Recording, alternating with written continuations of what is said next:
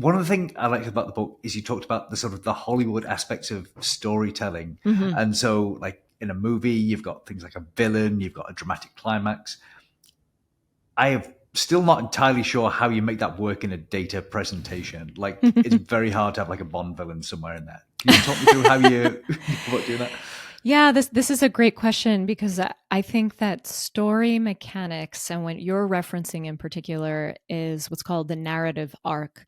And it's sort of this invisible structure that moves throughout a data story or a story, and it organizes the information in a way that takes the audience on a journey, on an emotional journey of transformation.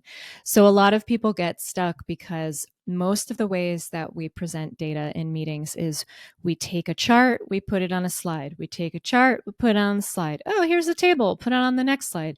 Oh, here's some bullet points, we'll put it on the next one.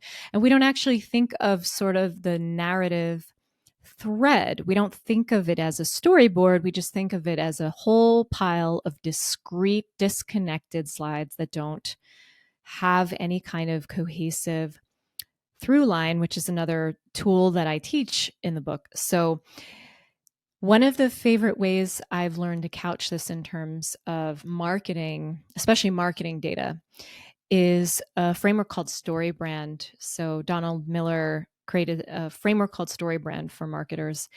And what it does is it leverages those mechanics, but you have to have a villain. And it's hard to imagine there's a villain in your data because you're like, I'm looking at like yoga pants data.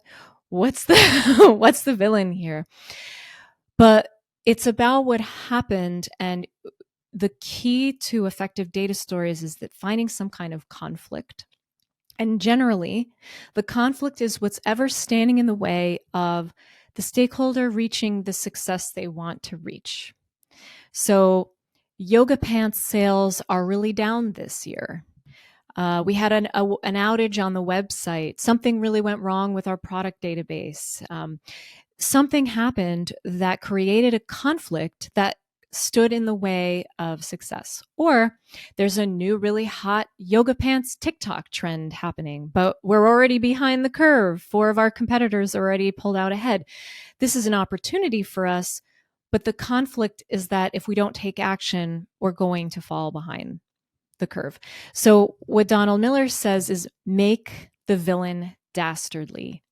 Really amplify what your organization stands to lose if you do nothing. That's the key to making stakes really important. And as you take people through that, you maybe are starting with data that they're familiar with and they know the KPIs, and you're like, yeah, everything's normal. Oh, but wait, is it?